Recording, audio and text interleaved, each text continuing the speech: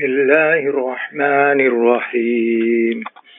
Bapak Ibu sekalian, tahu Bapak sekalian, Zulqa'dah ini bulan apa keistimewaan dan hal yang perlu kita perhatikan ketika kita sudah memasuki bulan Zulqa'dah? Ada aturannya tak? Ada Bapak Ibu. Maka ini perlu saya ingatkan. Barangkali pagi ini saya ingin mengingatkan itu kepada kita. Bapak Ibu sekalian, di bulan Zulqa'dah ini bulan yang Allah istimewakan dari bulan yang lain.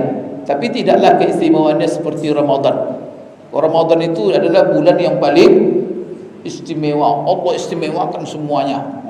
Itu puncak keistimewaan. Waktu yang kita lalui dalam masalah bulan sepanjang tahun itu Ramadan. Itu tidak ada itu perbedaan pendapat ulama. Ijma' ulama semuanya. Bapak Ibu sekalian, apalagi di dalam bulan Ramadan itu ada satu malam yang paling istimewa sepanjang tahun yang disebut malam Lailatul Qadar, yang pada kita berjuang. Mudah-mudahan semua kita ini, kalau saya lihat wajah-wajahnya ini dapat Lailatul Qadar semua ini. Semuanya insyaAllah ya, full ini. Sebab kalau tidak ke masjid kita.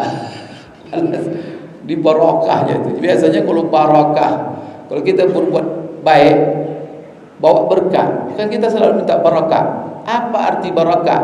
Bahwa kebaikan yang kita lakukan itu membawa kebaikan setelahnya. Maka orang kalau dia berbuat baik, itu setelah itu berbuat baik dia setelah itu berarti kebaikannya membawa berkah. Bapak Ibu sekalian, jadi Zulqa'dah tidak seperti Ramadan. Ramadan puncak. Untuk bulan Zulqa'dah ini Allah berikan dia dua keistimewaan. Ini untuk kita ketahui. Dan ini yang Allah lengketkan untuk bulan Zulqa'dah ini statusnya. Jadi ada dua status yang Allah berikan, keistimewaan yang Allah berikan untuk bulan Zulqa'dah yang perlu kita ketahui. Pertama, Allah Subhanahu wa taala jadikan bulan Zulqa'dah ini sebagai bulan haji. Bulan apa? Bulan haji. Sekarang orang sudah bersiap-siap mau haji enggak? Ini bulan haji Bapak Ibu. Apa? Dan itu semuanya Allah jelaskan dalam Quran. Allah mengatakan dalam Al-Quran, Al-Hajju ashhurum ma'luman, faman farada fihinna al-hajja fala rafasa wala fusuqa wala jidala fil hajj wa ma taf'alu min khairin ya'lamuhu Allah wa tazawwadu fa inna khairaz zadit taqwa wattaquni ya ulil albab. Sebelumnya adalah ayat wa atimmul hajja wal umrata lillah fa in uhsirtum famastaysara minal hadi faman kana minkum maridan aw bihi azam min ra'sihi fa fidyatun min siyamin aw sadaqatin aw nusuk. Ini ayat ini Bapak Ibu, ayat haji ini datang setelah ayat puasa. Itu pula itu. Sebagaimana setelah Ramadan langsung bulan haji. Maka kemarin salah satu keistimewaan bulan Syawal itu adalah bulan haji. Jadi di sini Allah mengatakan al-hajju ashhurum ma'luman. Ibadah haji itu dilakukan di bulan-bulan yang telah ditentukan. Siapa yang menentukan bulannya? Allah. Apa saja bulannya itu? Sepakat ulama mengatakan bulan haji itu 3. Jangan lupa. Kan sekarang kita ini di bulan haji ini. Yang pertama apa? Syawal. Yang kedua Zulqa'dah. Yang ketiga Zulhijjah. Berarti bulan haji itu kapan mulai? 1 Syawal. Itu sudah mulai bulan haji itu Bapak Ibu.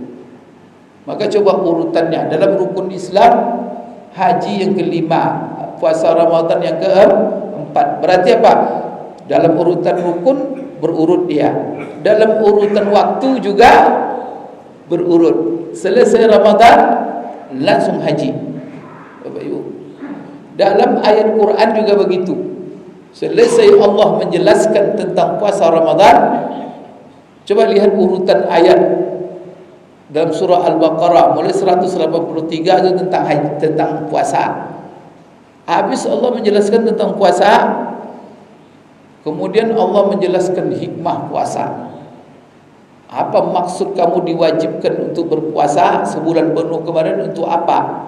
Supaya terlatih diri kamu menjauhi hal-hal yang diharamkan Allah.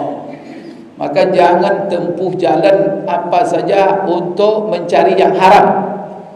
Maka setelah ayat puasa apa kata Allah? Wala ta'kulu amwalakum bainakum bil batil. Bapak Ibu, kalau kita tidak tadabburi ayat Quran itu, kalau Bapak baca itu baca terjemahan, terkesan kenapa ya Quran ini loncat-loncat rasanya. Ini habis ini kok tidak nyambung. Bukan tidak nyambung, akal kita entah. Maka Allah kepengen kita baca Quran itu pakai tadabbur. Nah, sekarang coba selesai Allah, kamu diwajibkan berpuasa, aturan puasa. Lalu setelah puasa langsung jangan kamu memakan harta antara sesama kamu dengan cara yang batil. Langsung aja begitu. Dia tidak seperti Quran itu, tidak seperti cerita Quran gini diurai. Nah, maka disitulah ulama tafsir menjelaskan kenapa jangan kamu makan harta kamu secara batil setelah ayat puasa. Bapak Ibu sekalian, maka ulama menjelaskan apa hubungan ayat itu dengan ayat puasa. Kamu kemarin kan puasa disuruh menahan diri daripada makan, minum, kemudian daripada istri selama Ramadan 30 hari.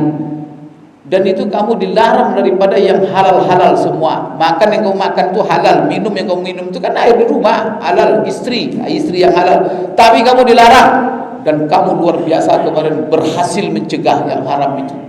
Maka selesai Ramadan jangan kamu balik kepada yang haram itu lagi.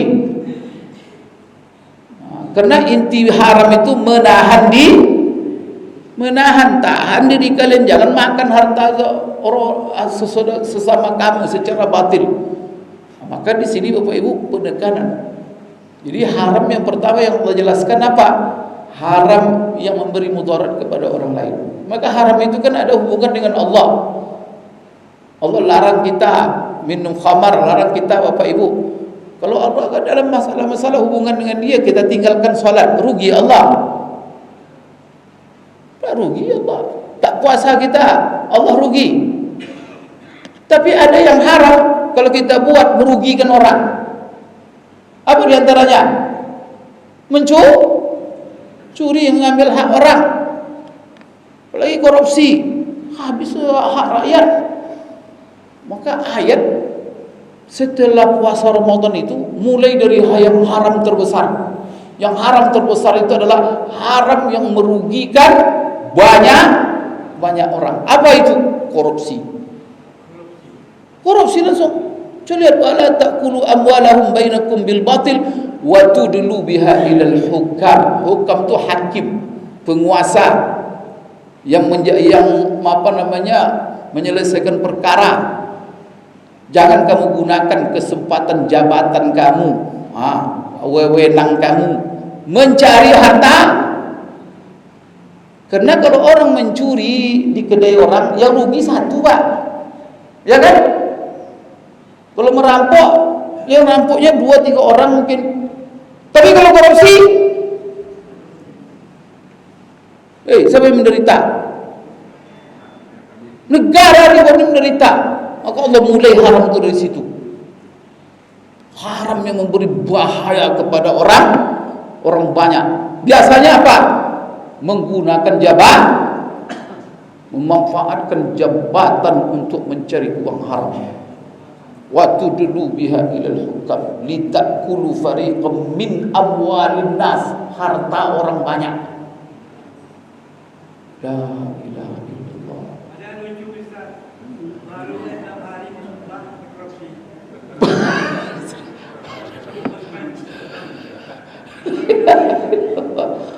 La ilaha illallah. Maka kan itulah sebabnya Bapak Ibu, siapa yang mengambil jabatan itu kan disumpah dia. Sumpah dari Quran. Supaya apa? Nah, bahaya kalau dia gunakan itu jabatan untuk cari uang haram. Lawat Bapak Ibu, sengsara dibuat orang banyak. Kalau pencuri itu orang cuma dia curinya. Maka saya lama merenung ayat itu. Kenapa ayat ini setelah Ramadan? Maka Ramadan kemarin yang disuruh puasa siapa? Rakyat biasa yang disuruh puasa atau pejabat juga puasa? Anggota dewan puasa atau enggak? Antara tak puasa, mereka tak tidak. Semua puasa, presiden puasa, raja puasa, semua puasa. Masya Allah. Dan kenapa itu setelah itu Bapak Ibu, ini ya, maka ini pelajaran penting. Maka kita di mana saja jangan gunakan kesempatan, peluang apa saja mencari duit haram. Kontrol Allah. Mungkin kamu mencuri, orang tak tahu, kamu bisa membuat laporan. Kamu sewa itu yang ya pelapor keuangan yang mau kongkol-lingkong itu apa nama itu, nego-nego. Bapak Ibu sekalian, akuntan nakal itu, suruh dia buat laporan fiktif. Diperiksa nanti masalah beres. Memang lepas dari manusia, tapi Allah, itulah puasa kemarin, makan kamu di kamar. Ya mungkin istri nggak tahu di rumah, pulang nanti pura-pura puasa. Istri nggak tahu, anak nggak tahu, tapi Allah, itu yang seharusnya yang itulah puasa itu kemarin. Orang hati-hati dengan puasa tadi. Ya saya ini bisa, saya bebas dari semua manusia, tapi Allah itu nilai terhebat dalam puasa. Maka itulah sebabnya orang kalau dia betul-betul puasa, maka integritasnya luar biasa. Maka dia jujur di mana saja, kapan saja. Maka dia tidak akan menyimpang. Kenapa? Karena dia di bawah pengawasan Allah Subhanahu wa taala. Bapak Ibu, setelah itu apalagi ayat itu tentang yang haram. Yaitu tentang tanah haram. Berarti apa? Yang haram ini ada perbuatan, dan haram ini banyak macam mudaratnya. Haram mudarat kepada sesama kamu. Itu yang diawali oleh Allah.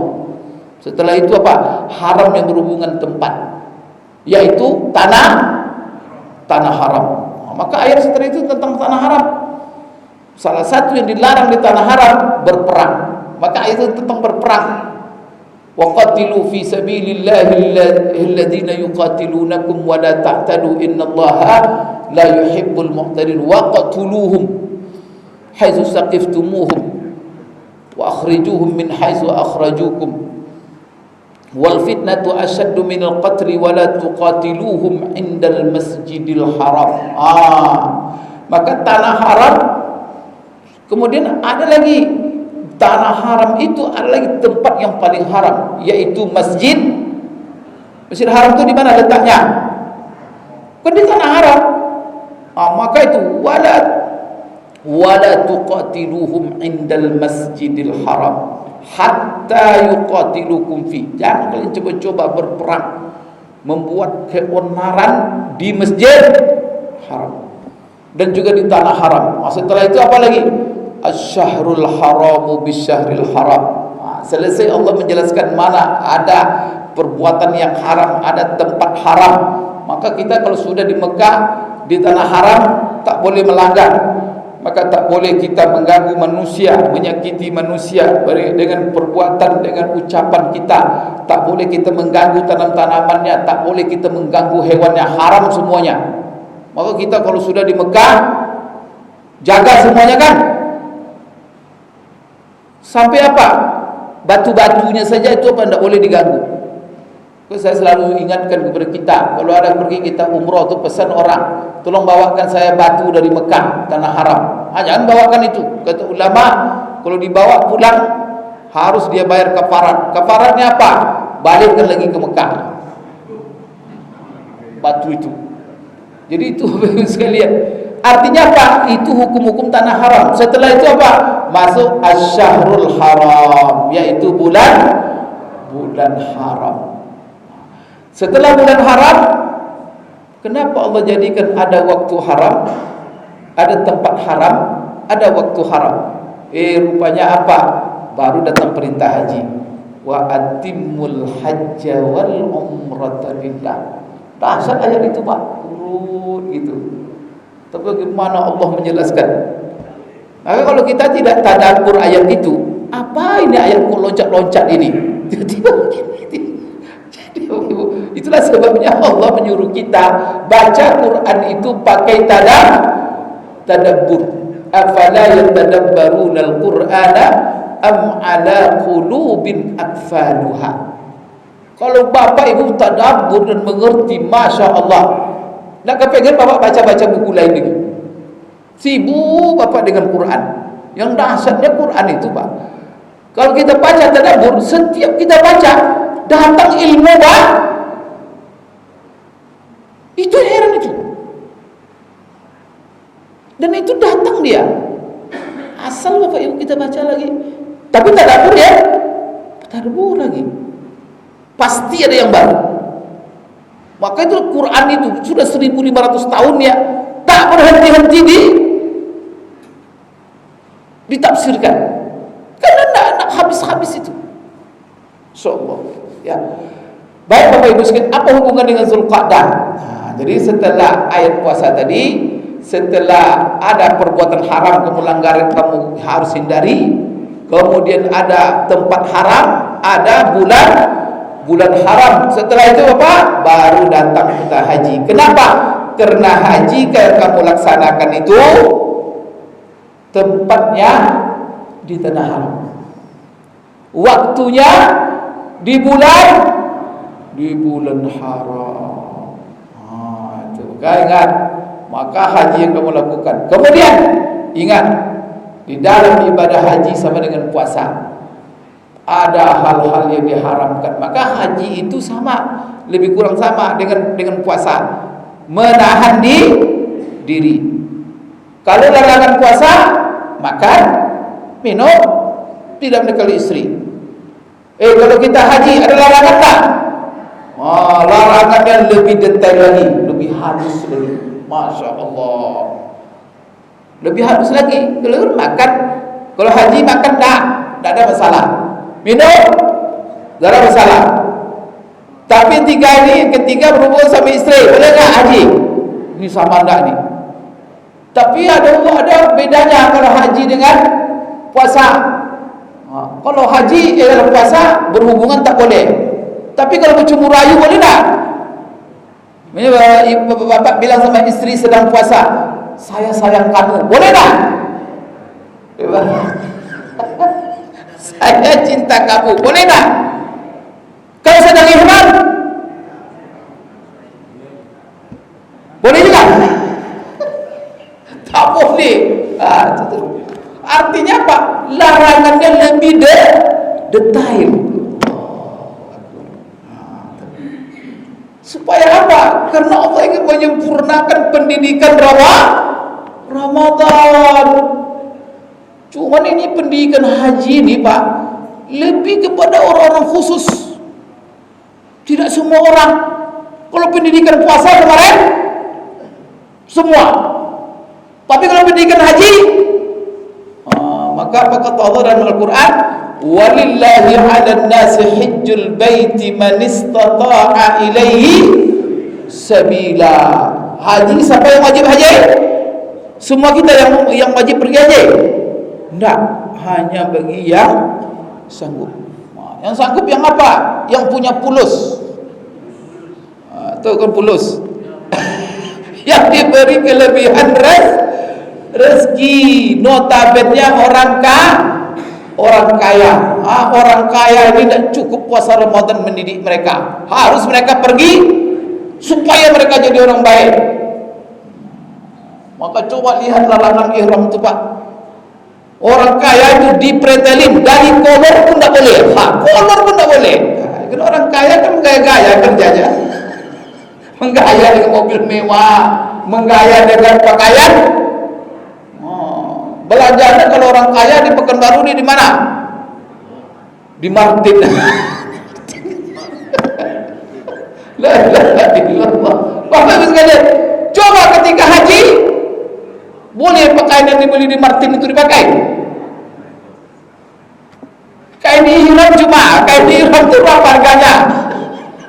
Sama, tidak ada kain ihram yang mahal Pak, paling-paling 100 riyal. La ilaha illallah. Kolor pun tak boleh dipakai. Itu kan pendidikan khusus itu kan. Kemudian apa? Orang-orang kaya itu kan minyak harumnya, parfumnya parfum yang murah-murah itu ya. Jadi parfum Perancis. Tapi apa? Ketika ihram pada pakai parfum, stop semua. Masya Allah. Pokok simbol-simbol kemewahan tinggalkan. Allah ingin mendidik. Kalau sempat dia mengambil haji, itulah waktu haji itu mulai satu Syawal bulan haji itu. Kalau sempat di 1 Syawal dia berangkat haji, dia mulai berniat, maka dia menjaga larangan ihram itu. Bapak Ibu tahu tak? Panjang sekali. Panjang sekali. Mulai 1 Syawal sampai 10 Zulhijjah. Maka di sini ada kemiripan antara puasa dengan haji. Maka Allah katakan, kalau di dalam di dalam puasa Allah jelaskan aturannya. Pertama, puasa itu mengandung aturan. Tapi dalam ayat terakhir dalam puasa Allah jelaskan aturan.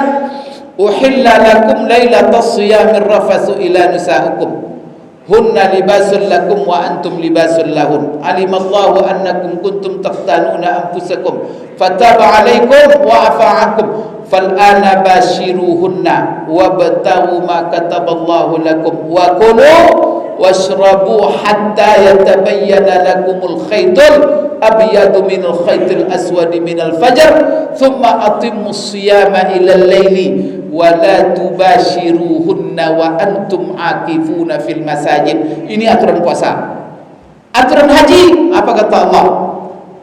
Al-hajju ashhurum ma'lumat faman farada fihinnal hajja fala rafasa wala fusuqa wala jidala fil hajj wa ma taf'alu min khairin ya'lamhu Allah wa tazawwadu fa inna khairaz zadit taqwa wattaquni ya ulil albab. Haji itu disyariatkan, diwajibkan pada bulan-bulan tentukan. Maka tadi Syawal, Zulqa'dah, Zulhijjah. Apa artinya Syawal ini merupakan bulan haji? Yang 3 ini Bapak Ibu, karena di bulan yang 3 inilah kita ke Mekah, masuk ke tanah haram Mekah itu sah dengan niat haji. Itu tuh arti bulan haji itu. Maka mulai kapan itu sah berniat haji? 1 Syawal. Kalau 1 Syawal hari raya Idul Fitri, berangkat bapak ke Mekah. Orang hari raya bapak pergi ke Mekah, tiba di miqat pakai pakaian ihram, langsung pasang niat. Apa niatnya di hari raya Idul Fitri itu masuk ke Mekah? Labbaik Allahumma hajjan. Ya Allah, aku berniat untuk haji. Sangat. Bapak Ibu, sah hajinya. Idul Fitri dia niat haji. Sah Bapak Ibu. Kenapa? 1 Idul Fitri adalah mulaiha. Maka kalau dia pasang niat haji pakai ihram itu kan, maka dia tahanlah larangan ihram sampai tanggal 10 Zulhijjah. Pakai kain ihram dia terus 2 bulan 10 hari. Tapi sah. Kalau sempat dia tanggal 29 Ramadan dia berangkat, kemudian diniatkannya labbaik Allahumma hajjan, nawaitul hajja wa ahramtu bihi lillahi ta'ala.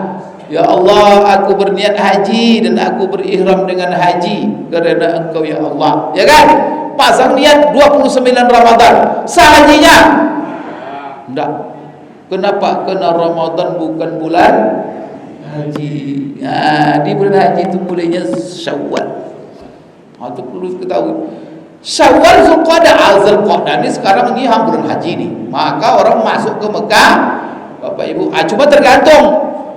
Ketika dia masuk ke Mekah dari 1 Syawal, dia tergantung nanti pilih haji apa. Dia pasti berangkat haji. Cuma hajinya macam mana? Maka ada 3 macam haji. yang bisa dilakukan oleh orang yang pergi ke haram, ke tanah haram di bulan-bulan haji mulai 1 Syawal. Ada 3 macam haji. Ada namanya haji ifrad, ada namanya haji qiran, ada namanya haji tamattu. Boleh dia melakukan salah satu yang 3 ini. Siapa yang melakukan salah satu 3 ini, sah hajinya. Cuman ulama berbeda pendapat dalam masalah mana yang afdal. Kalau boleh, boleh semua, sah-sah semua, tapi mana yang afdal? Menurut Bapak Ibu di kalangan Syafi'iyah, mana yang lebih afdal? Syafi'iyah apa boleh afdal? Kalau Syafi'iyah yang afdal bagi mereka haji ifrad. Bacalah kita kitab Syafi'iyah. Apa itu haji ifrad? Jadi datang ke tanah haram di bulan haji, di 1 Syawal mungkin berangkat ataupun qada, pokoknya datang ke tanah haram, maka di miqat dia pas mau masuk ke tanah haram, niatnya hanya haji saja. Maka dia ketika pasang niat dari miqat itu, kalau pergi ke Madinah, dia dulu sekarang ini rata-rata gelombang pertama kan ke Madinah dulu. Nanti dari Madinah baru masuk ke tanah haram, maka miqatnya nanti di Zulhulaifah, di Bir Ali namanya. Maka di Bir Ali itulah dia pasang niat. Di situ kalau dia berniat, ya Allah aku berniat haji, maka hajinya ifrad. Maka mulai dia berniat, maka dia wajib memakai kain ihram dan menjaga larangan ihram sampai tanggal 10 Zulhijjah, baru dia boleh melepaskan kain ihramnya dan bebas dari larangan ihram. Kapan? Pagi 10 Zulhijjah, setelah dia melontar jamrah Aqabah. Pagi itu apa? Cukur rambut. Setelah cukur rambut baru boleh berpakaian biasa. Kelamaan kan? Kalau sempat 1 Syawal 10 hari Pak, itu hitam-hitam kain itu diganti-ganti. Saya pernah Pak, Masya Allah, berlumpur kan lama sekali. Tapi itu paling afdal. Dulu saya mahasiswa, kenapa saya pilih ifrad itu? Karena duit tak ada. Karena ifrad ini tidak bayar Pak. Maka orang-orang yang kadang-kadang duit tak ada pakai. Tapi Syafi'iyah, kenapa Imam Syafi'i mengatakan afdalnya itu ifrad? Itu bukan karena masalah duit, karena afdal itu ifrad itu kenapa? Karena dengan ifrad amalnya banyak. Dia menahan larangan ihram. Itu kan ibadah. Sama kita puasa kemarin kan menahan juga. Maka haji dengan apa? Puasa itu mirip. Tapi kalau puasa menahan diri dari makan, minum, kemudian apa lagi tapi kalau haji menahan diri dari seluruh larangan ihram, menahan diri juga. Cuma Bapak Ibu sekalian, kalau dia ambil haji ifrad, lama dia menahan diri. Detik-detik menahan itu semuanya ibadah. Karena ibadah itu bukan berbuat aja. Ibadah itu 2, ada sifatnya berbuat, ada sifatnya menahan Pak. Kalau kadang lebih mulia pula ibadah menahan itu lagi. Kita ini kadang-kadang kalau berbuat bisa menahan yang kelemahan kita ini apa? Dalam menahan. Ya umpamanya ini, mohon maaf, ada orang terlibat kadang-kadang dalam penyelewengan. Bini orang diambil juga. Sebenarnya apa? Kalau nafsu sama Pak, semua orang punya nafsu. Mungkin nafsu orang lebih besar dari dia. Apa bedanya? Kenapa sampai dia melarikan bini orang? Apa masalahnya? Mana?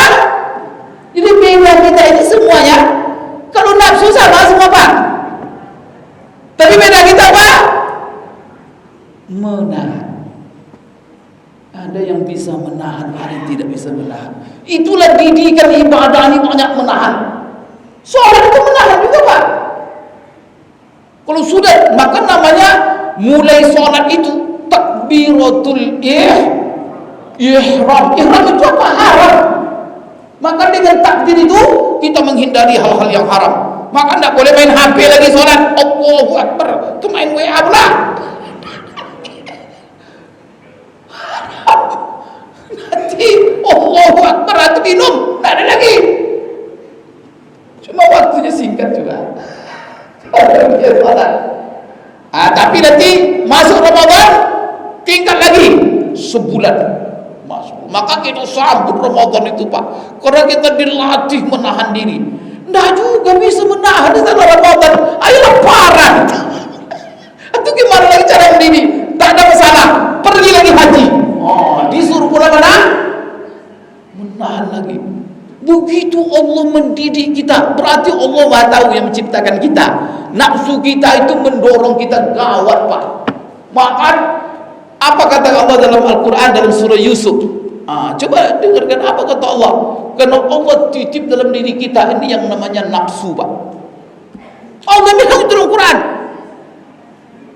Nafsu ya. Maka nafsu itu terbagi 3. Nafsu bagi 3. Nafsu ammarah bisu. Maka Allah katakan wa ma ubarri'u nafsi innan nafsa la ammaratum bisu. Nafsu itu kepengen enak aja. Yang haram-haram tuh itu pengen sekali tuh nafsu tuh. Coba ya kadang dia berjalan dengan bininya Pak, istrinya samping dia. Bini orang dilihatnya perempuan. Kadang ada laki-laki ditampar oleh istrinya. Istrinya di samping dia, matanya. Itulah gawat itu. Yang halal ada samping dia, yang haram. Apa masalahnya itu? Kan nafsu itu Pak. Allah bilang itu inna nafsa la ammaratum bisu. Ada lagi nafsu lawamah namanya.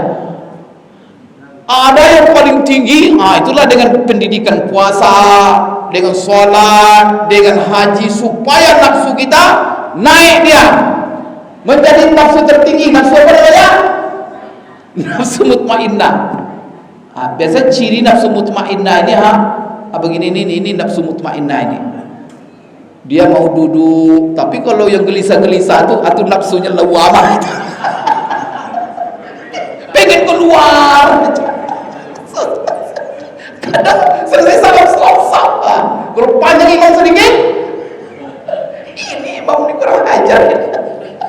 Lalu salam berangkat. Itu nafsunya mungkin tuh nafsu ammah. Kalau tidak nafsu lawamah. Tapi kalau nafsu mutmainnah Pak, sholat tenang, duduk pengajian tenang, dalam masjid tenang. Ada yang diajar. Kenapa? Karena nafsunya maka Allah puji itu nafsu mutmainnah. Artinya apa? Kalau dalam ketaatan itu tenang. Ini ada Pak, nafsu itu tenang di warung kopi 8 jam. Happy aja. Tapi kalau 5,5 jam dalam masjid, itu tandanya nafsu kita belum naik pangkat, belum naik level. Didit paksa terus dia. Pak, kita lagi didit nafsu itu. Kalau kita lagi di sana gila Pak, aku nak terdidik itu. Itulah sebabnya Bapak Ibu saya ditanya. Saya kan pengajian ini kan rutin kita nih Pak. Kan setiap Kamis kita ini kan. Ini tidak bisa diikuti kecuali oleh nafsu lawamah, tidak bisa. Tak apalagi nafsu ammarah, kabur dia. Ibu, maka kalau pengajian juga begitu. Maka saya bilang kalau pengajian ini ada 3. Ada namanya majelis ilmu. Kita ini majelis ilmu nih. Bahwa majelis ilmu itu Pak sifatnya rutin, kajiannya jelas fikih, tafsir. Itu majelis ilmu namanya. Dan itu tidak boleh ustaz yang mengajinya kecuali orang pakar. Tidak boleh semua orang. Yang undang-undang nanti, tuh lihat kurikulum PT-nya. Ya, maunya Bapak pengen tafsir. Di mana dia di tafsir? Doktor dia bilang tafsir berarti S1, S2, S3 tafsir. menulis pula buku tafsir, itu bagus. Suruh dengan akidah, berarti akidah bidangnya. Begitu terus. Itu majelis maka yang diundang ulamanya. Tapi ada majelis kedua, majelis tabligh akbar. Itu kedua itu. Kalau tabligh akbar ni Pak tu Taman SMA pun nak ke sana. Karena tabligh akbar itu sifatnya nasihat umum. Itu yang nafsu lawamah tadi.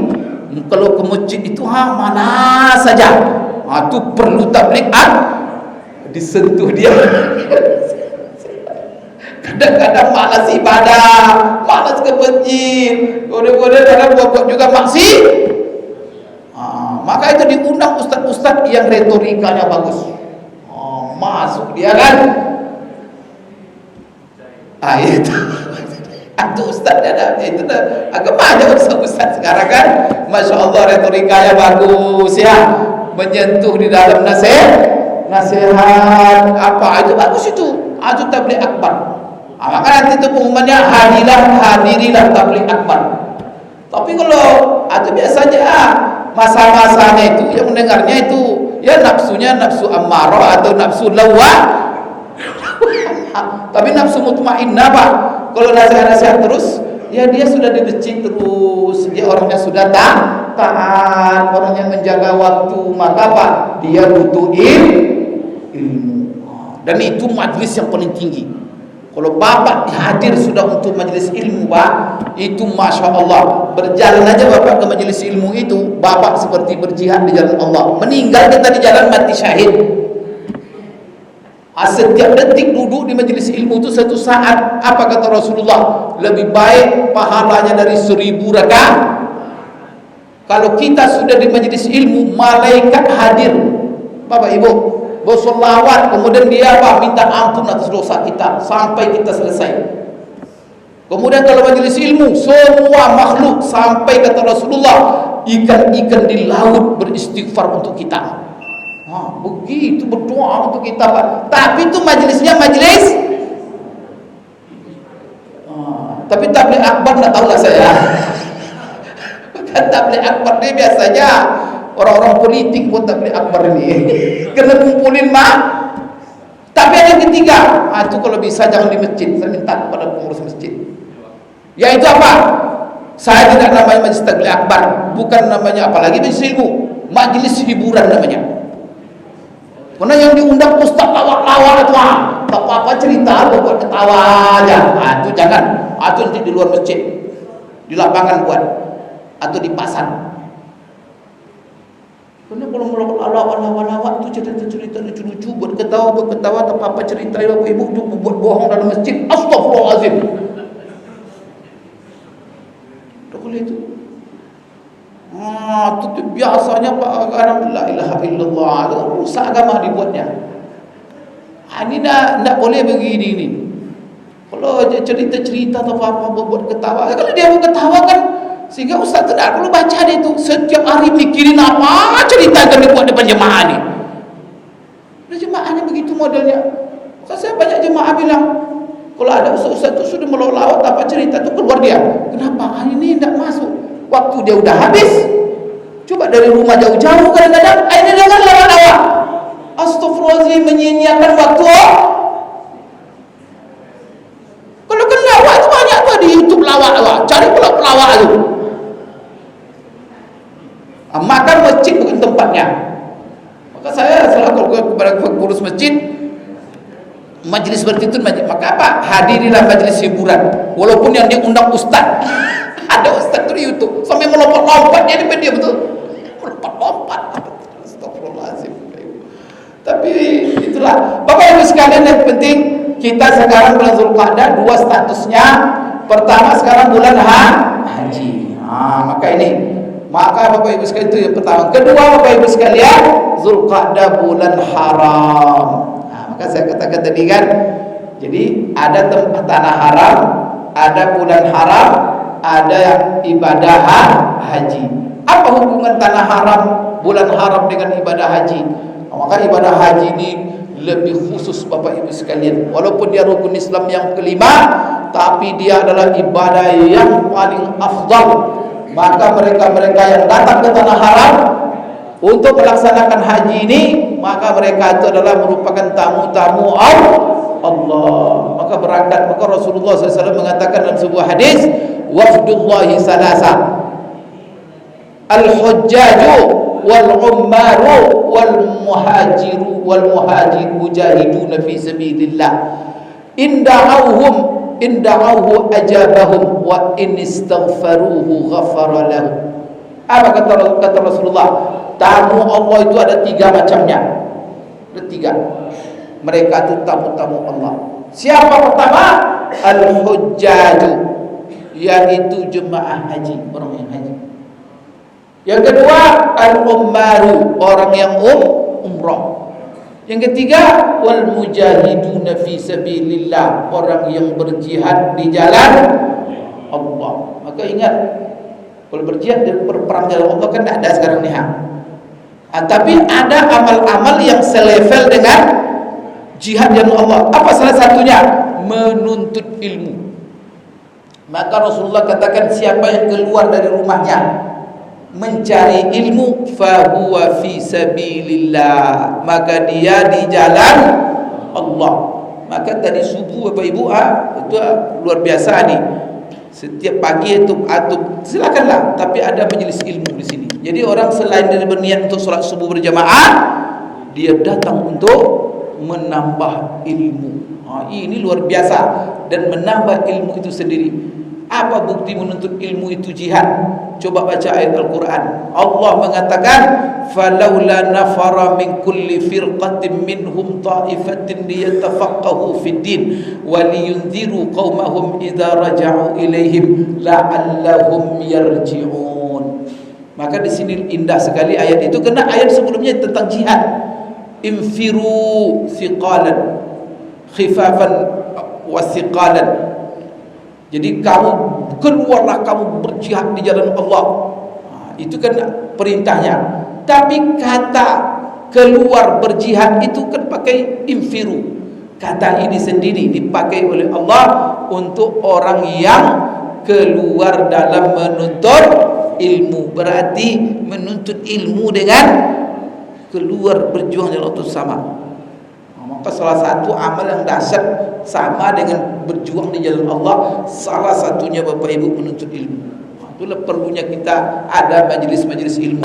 Jadi jangan, kena ada sebagian masjid majelisnya cuma majelis tabligh akbar, tapi ada juga sebagian itu majelisnya majelis lawak saja. Maka yang diundang itu ustaz-ustaz yang ada lucu. Maka jemaah itu mencari kapan ustaz itu melucu. Ya Allah, sia-sia kita, waktu kita habis itu habis melucu saja. Maka kalau majelis cirinya apa? Cirinya Bapak Ibu rutin. Kemudian biasanya apa?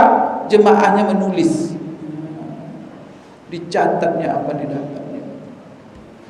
Maka ilmu ini paling paling berharga, lebih berharga dari kekayaan Bapak Ibu. Maka kalau kita mati besok, harta kita bawa. Apa kita bawa? Ilmu yang mati kita selesai semuanya. Habis jabatan, tak ada lagi. Gelar-gelar habis. Capek siang malam mencari gelar doktor, profesor. Habis selesai profesor, dinobatkan jadi profesor, tuh mati. Ada lagi profesornya. Doktornya inkotok. Habis semua, kata Rasulullah. Yang sisa apa lagi? Sedekah jariyah. Kalau ada harta kemarin yang disedekahkannya. Kemudian kedua, ilmu. Ilmu itu adalah ilmu yang bermanfaat untuk orang lain. Allahu Akbar. Setelah itu anak soleh yang telah dididiknya. Capek dia mendidik anak soleh itu.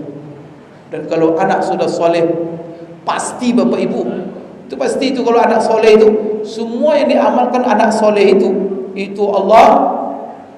Jadi anak itu beramal, tapi amalan anak itu ngalir ke kita. Karena membuat dia soleh siapa?